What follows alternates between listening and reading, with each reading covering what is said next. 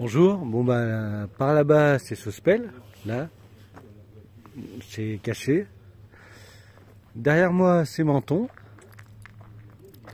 Donc je suis presque je suis au bord de mer, à quelques kilomètres quoi. Et là je vous présente le Fort Saint-Roch. Donc c'est une construction de la ligne Maginot. C'est la SFAM, donc la ligne fortifiée des Alpes-Maritimes, enfin secteur fortifié des Alpes-Maritimes. C'est donc français et on va visiter. N'hésitez pas à le visiter, il est très très beau. Moi je l'ai déjà fait. C'est la deuxième fois que je viens, donc on va le visiter, voilà. Bon, on va rentrer dans l'antre du diable. Vous voyez là, c'est une vue d'ensemble du Fort Saint-Roch. Nous, on est à ce niveau-là. Donc on va faire la longueur. Et normalement, on va aller au bloc 3. Donc on va pousser la porte. Bien sûr, le comité d'accueil était là. Là, normalement, c'est un magasin. Allez. Merci.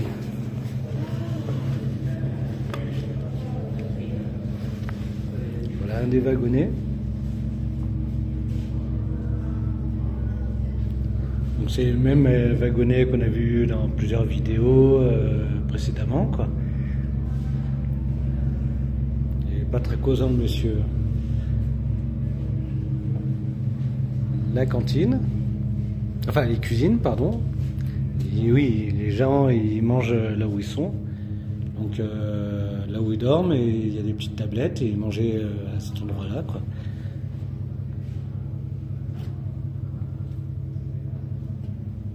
J'en parlais à ma femme, tomates en plastique et des patates en plastique, ça peut être original.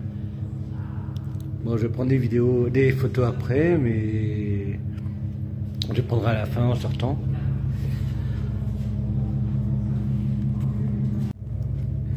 Bon, les poêles, ils fonctionnent au bois ou au charbon. Les locaux étaient plutôt bien chauffés par les surplus d'électricité ou alors pardon, ou alors par la chaleur des moteurs, ou enfin tout était réutilisé, quoi. On mangeait plutôt bien. J'ai vu des repas, enfin des menus d'époque. Franchement, c'était pas dégueu, quoi. Il valait mieux être ici que sur le terrain. On va à l'usine électrique.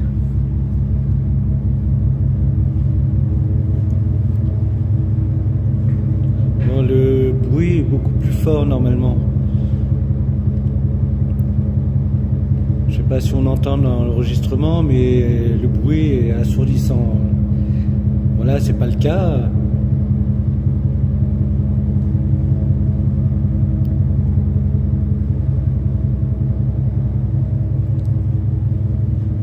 Donc je vais prendre des photos à fur et à mesure. Comme tous les ouvrages de la ligne Maginot, en face de l'entrée, qui était déjà protégée, il y a une autre protection. Un autre comité d'accueil avec la mitrailleuse juste là. Allez, on va continuer.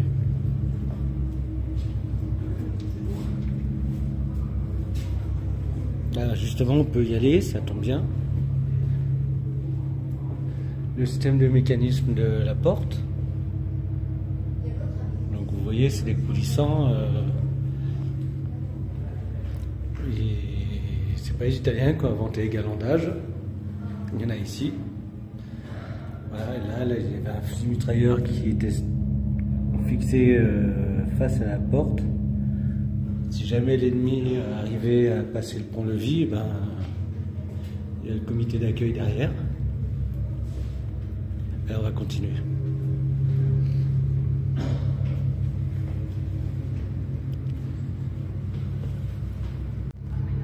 Bon, on continue la visite. Alors là, c'était le magasin. Donc, il stockait la nourriture ici. Voilà un beau canon de la Première Guerre mondiale qui servait pour la Deuxième Guerre mondiale. Sacrée pièce. Il y a une structure comme ça sur le parking pour ceux qui regardent bien qui voient les détails quoi. J'ai pas, je sais pas, pour montrer sa taille, il y a une porte. Voilà. Donc si je me... vous voyez, la taille de la porte, ça fait 1,5 fois la porte. Et là, c'est des roues faisant partie de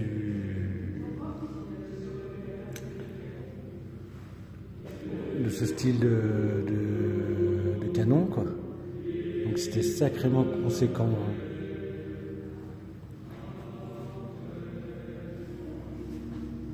Là, je crois que c'est celui qui est sur le parking. Ils les ont retrouvés au-dessus de Sospel.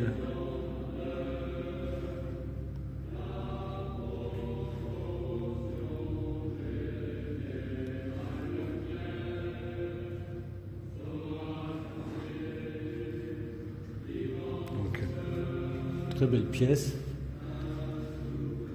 Comme vous pouvez le voir, il y a une histoire de chenilles aussi.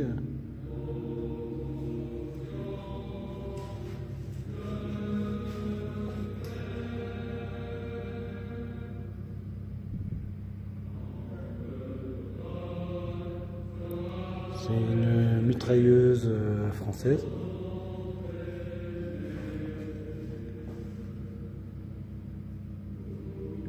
Magnifique.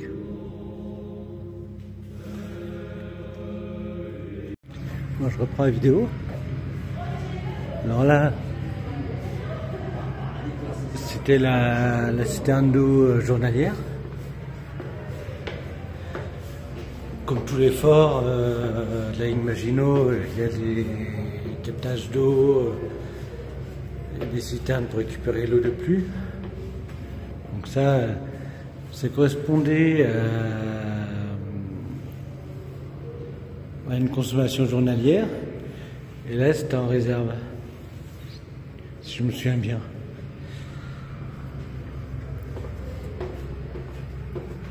Et là, par contre, on va aller dans d'autres réserves d'eau.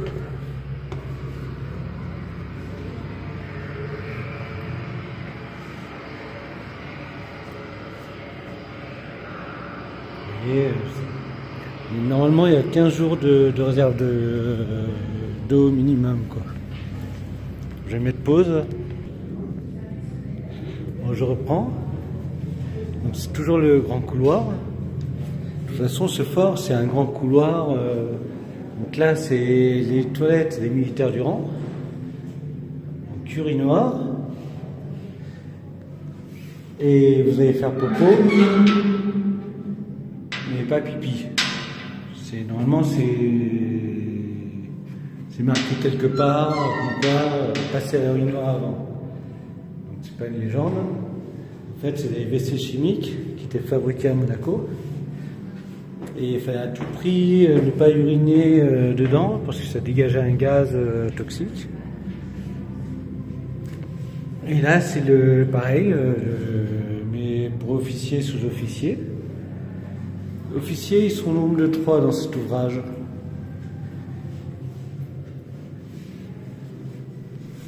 Les sous-officiers, je ne sais pas, mais ils ne devaient pas être très nombreux non plus, quoi. Au moins 4 par chaque officier. Bon, peut-être pas le médecin à remarquer. Hein. Voilà la chambre type. c'est le système des lits chauds. Donc il y a 3 quarts et le lit est toujours occupé et chaud, et à chaque fois il y en a un qui est au repos, un qui travaille et puis un qui dort. Voilà des restants de canons italiens récupérés à la base de l'INEA. Et là, c'est un avion d'observation allemand qui s'est écrasé au col de Bro. Je presse un peu le pas parce que j'ai plus beaucoup de batterie. Alors ici, on se lave, on lave son linge. Et vu le nombre de gars qu'il y a, il y a beaucoup de gens qui attendent pour laver leur linge. Voilà une autre chambre type. Comme vous voyez, hein, les lattes sur les lits sont de haut en bas, alors que dans la ligne Maginot du Nord, c'est de gauche à droite, enfin, ou droite à gauche, comme on veut, quoi. En outre, une électrification très complète. Là, c'est une explication sur l'organisation de la ligne Maginot, mais malheureusement, ça concerne beaucoup le nord, mais pas la ligne du sud.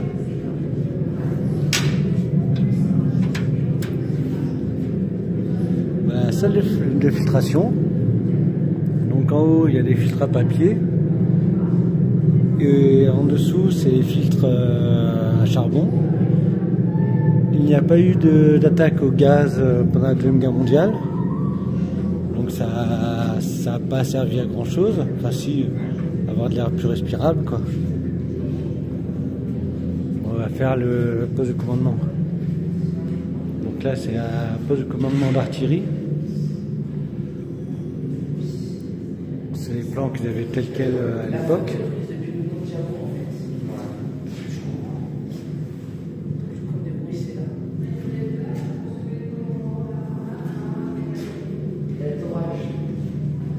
Là-dedans, normalement, c'est le plan. Une carte d'époque du secteur.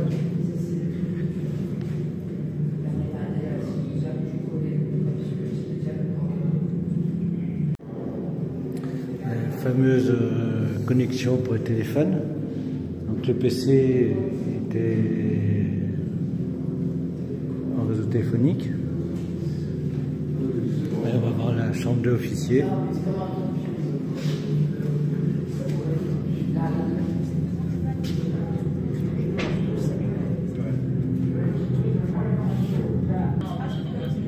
la chambre de l'officier. Donc c'est peut-être pas très grand, mais je sais pas si c'est fidèle.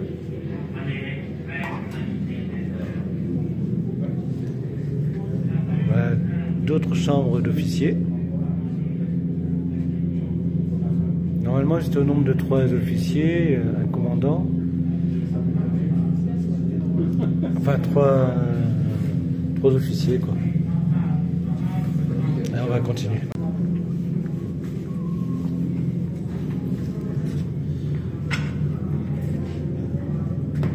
Alors, poste de commandement de artillerie.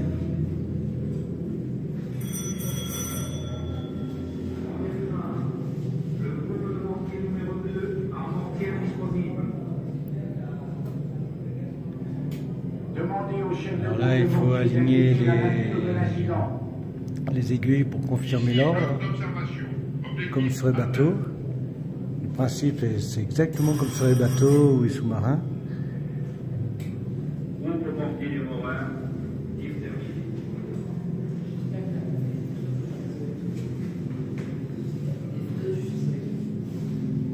Vous voyez, pour confirmer l'ordre, il y a juste à aligner les aiguilles.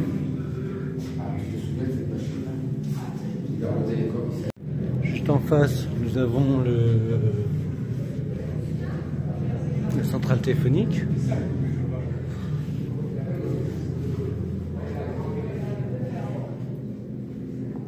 Voilà, un tableau très simple.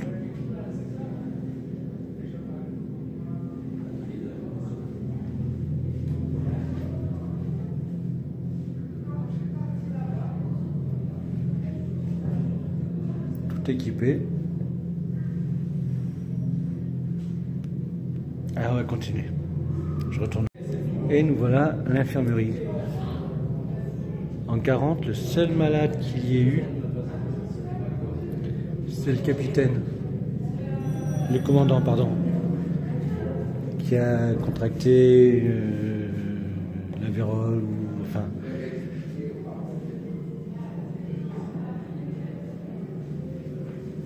Enfin, pas la vérole, mais c'est le seul qui est tombé malade.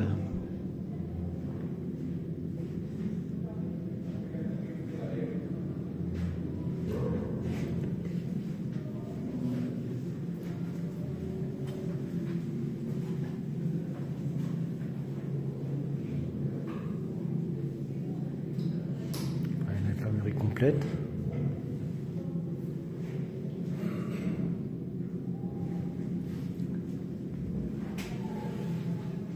Les instruments de torture. Continue.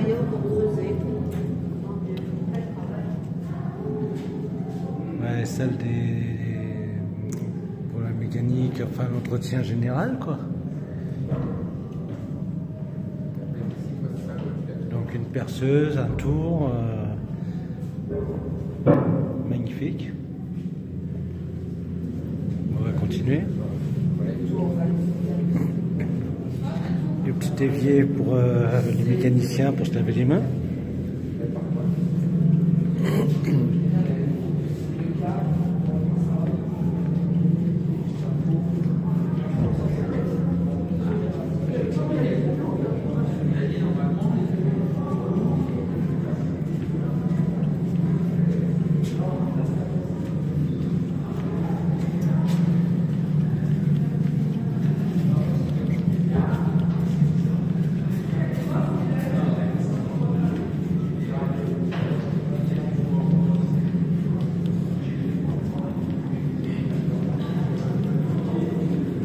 Encore une salle de filtration. C'est la salle de filtration de l'air pour le bloc 3. C'est un bloc d'observation. On va y aller. Ça va changer un peu.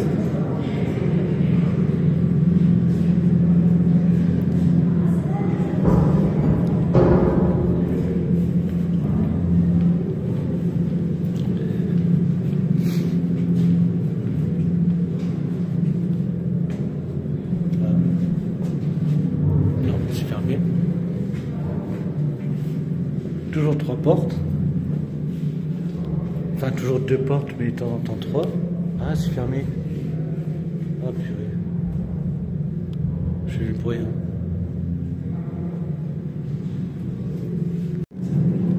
Allez, on va continuer.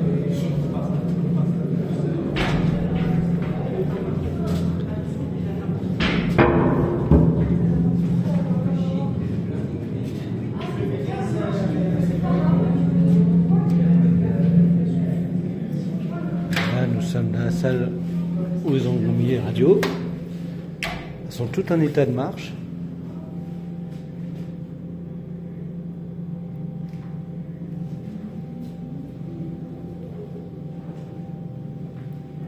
Il y a un petit peu toutes les épaules d'ailleurs. Ah, il y a une épaule à frire. Je ne sais pas ce qu'elle fait là.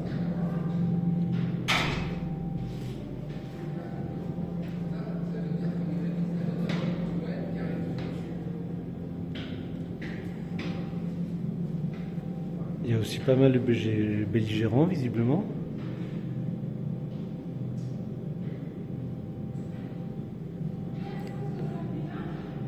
Il n'y a pas le TRPP-11.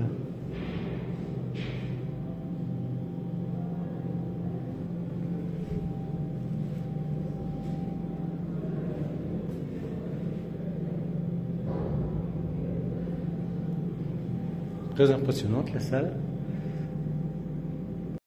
Allez, on continue.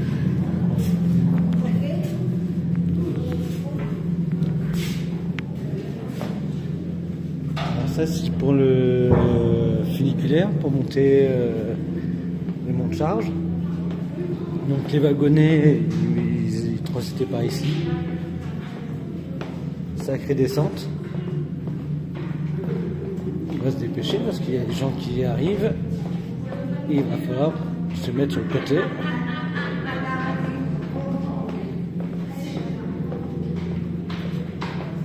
Ces emplacements, en fait, c'est des emplacements pour se mettre sur le côté, pour laisser les gens passer quand on est trop chargé. Bon, je mets pause, hein, je vais pas filmer jusqu'en bas. Voilà, on est au pied du funiculaire. Donc, on continue la visite. Je suis en fin de batterie.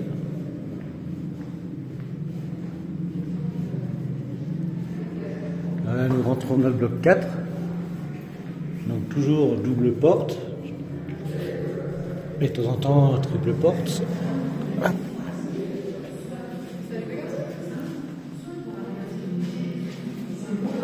Ah, il y a tous les casques des gérants, visiblement.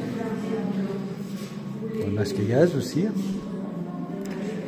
Ça, c'est un conteneur de parachutage que les Américains et les Anglais parachutaient pour les résistants ou leurs troupes. Masque à gaz allemand. Ça, il me semble que c'est masque à gaz italien.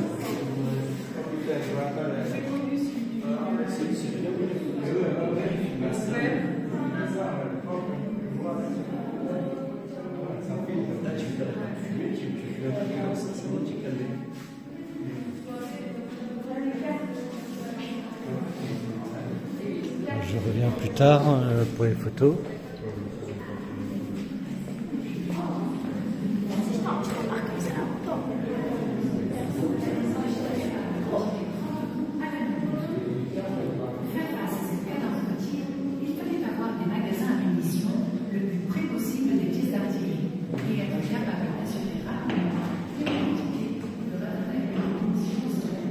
Je vais essayer d'aller au bloc. Hop là. Bon, je mets pause, juste le temps de monter. Parce que normalement, il y a un paquet de marches. Bon, je suis monté. Nous sommes donc dans le bloc des mortiers. Enfin, le bloc 4 au niveau des mortiers. Voilà, on a les mortiers qui sont prêts à l'emploi. Là, il est en place. La préparation du mortier. Parce qu'en fait, la quantité de poudre est déterminée à l'avance. Il y a d'autres facteurs qui rentrent dans le réglage. La trappe, la fameuse trappe actionnée par le câble pour cacher le mortier en cas d'explosion proche. Donc on va continuer.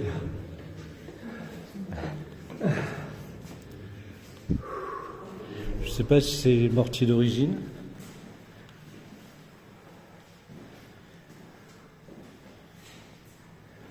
Ils sont très beaux en tout cas. La fameuse horloge d'ordre de tir.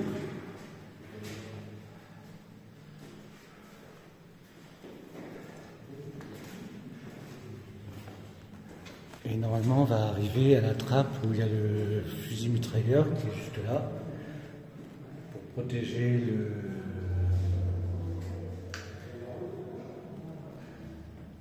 le fossé diamant. Et là, celui-là est équipé de toilettes. Il y en a qui ne sont pas équipés de toilettes du tout. Elle va monter au canon. Ah oui, j'ai oublié le magasin.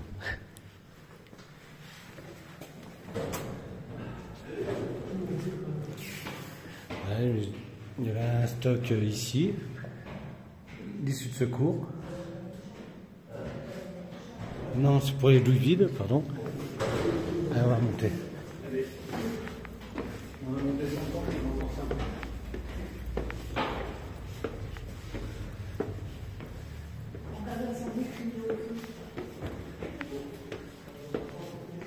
Une toile d'observation.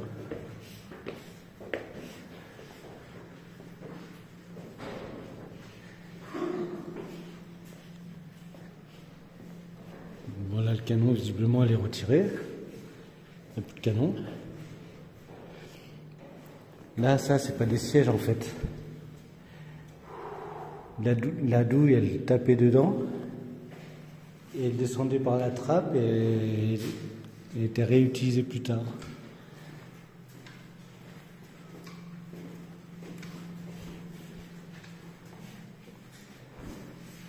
Goulotte à grenade.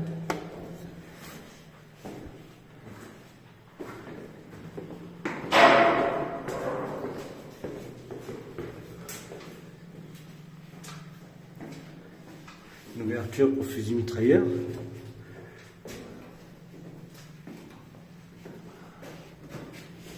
Et encore une tourelle d'observation. Avec un canon, c'est bizarre. À la cloche mitrailleuse jumelée. Enfin, c'était observation aussi, de toute façon.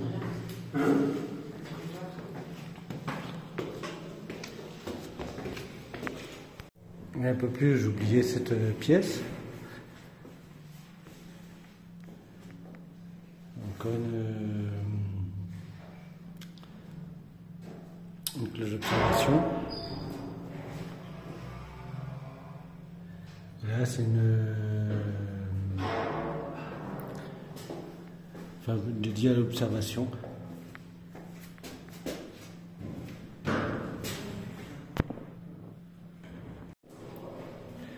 Toujours au bloc 4, une coulotte à grenade. J'ai vu la coulotte à grenade. Oui, c'est ça, c'est une coulotte à grenade. Je sais pas trop comment ça marche, mais bon, en gros, vous mettez la grenade et en refermant la partie en laiton, ça dégoupille. Une installation de mitrailleuse jumelée. Et une autre goulotte à grenade, tout équipée elle aussi.